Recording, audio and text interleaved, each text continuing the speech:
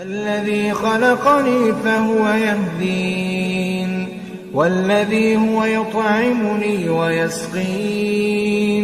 وإذا مرضت فهو يشفين والذي يميتني ثم يحيين والذي أطمع أن يغفر لي خطيئتي يوم الدين رب هب لي حكما وألحقني بالصالحين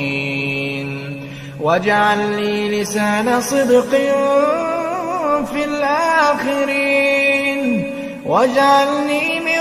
ورثة جنة النعيم واغفر لأبي إنه كان من الضالين